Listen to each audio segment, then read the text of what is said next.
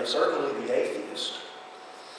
You can view God as have only that perspective. Their relationship with Him can be little better than their relationship with any traffic cop.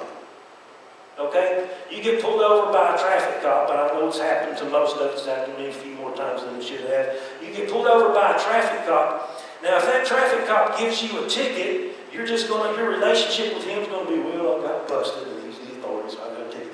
But if that traffic cop lets you go with a warning, okay?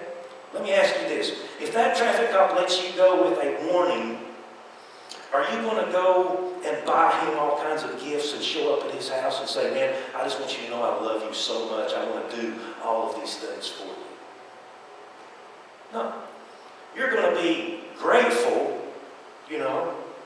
and go on your way if that relationship, if he lets you go, okay?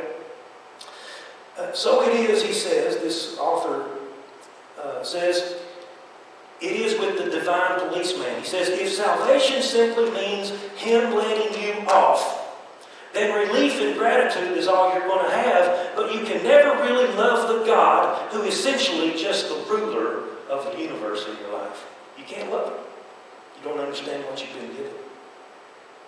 In fact, he gives an example of an atheist, Christopher Hitchens, who wrote the book, God is Not Great. And he says, if there was a permanent, total, round-the-clock divine supervision, you would never have a waking or sleeping moment when you weren't being watched and controlled and supervised by some celestial entity from the moment of your conception to the moment of your death. It would be like living in North Korea under a ruthless dictator. How else would you view the Father if you didn't know the loving Father who has lavished His love upon us? Other than that. So Reeves, the writer of the book, says, the picture changes entirely if God is fundamentally the most kind and loving Father and only ever exercises His rule as who He is, a Father. He says in that case, living under His roof is not like living in North Korea at all, but like living in the household of the sort of caring Father that we all wish we had. So true. So being a child of God changes my practice. Changes my practice.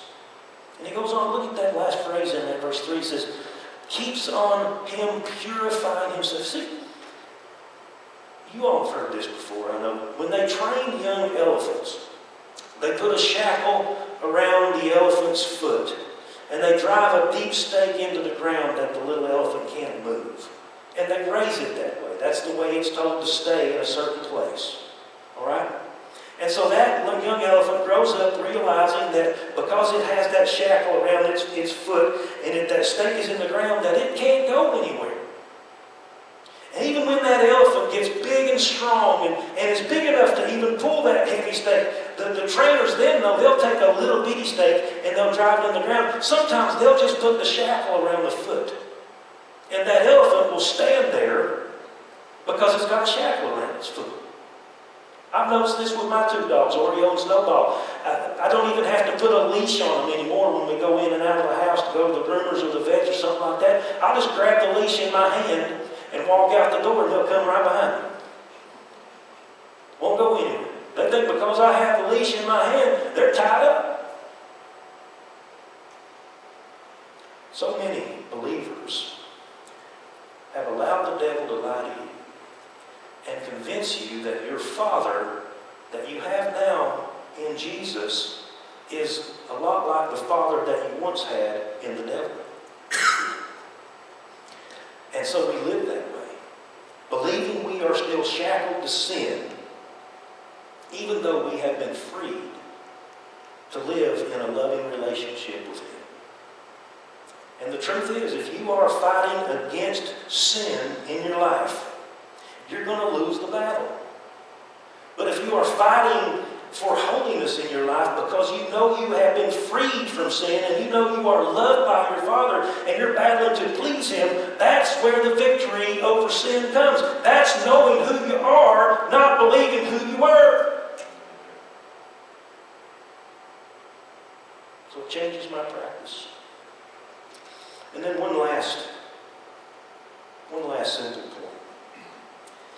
And I'm only going to read one verse to kind of summarize that whole section, this whole last section of John chapter 3.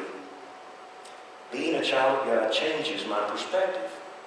And what do I mean by that? Let's look at verse 16.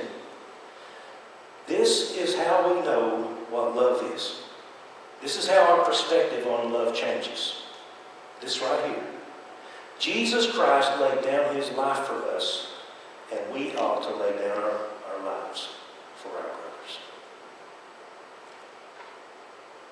Think about it.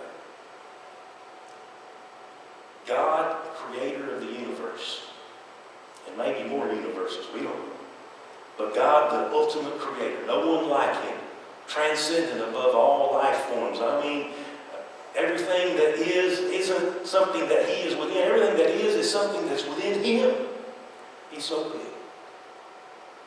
Chose to come to earth in the form of a man. Chose to willingly suppress his power. To fight for himself, to avenge himself, to slap around all these silly, crazy humans.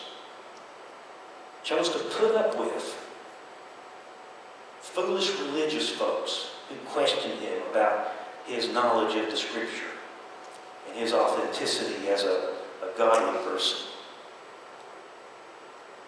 Even the pagans, the Romans, he chose to not answer their questions with putting them down or putting them in his place, even though he had the wisdom in his mind that any time anybody would ask him a question, he could have slapped them silly with the truth right then and there and left them reeling. Could have made them look foolish in front of everybody around. Could have made them look like idiots. Had all of that power and all of that ability to do the things that a lot of us wish we could do sometimes. Someone cuts us off in traffic, scared. Tires blown. You know? Had all of that power and chose to take it on the chin in every way possible. Even to the point of the most brutal, bloody, horrific death by suffocation on the cross that could possibly be imagined. And John says, our perspective ought to change because Jesus showed us how to lay your life down for your brother. So I would ask you, what right do I have to be offended by anyone? People of the other political party? People who think I'm a fool because I'm a preacher? Okay. I choose to look at you as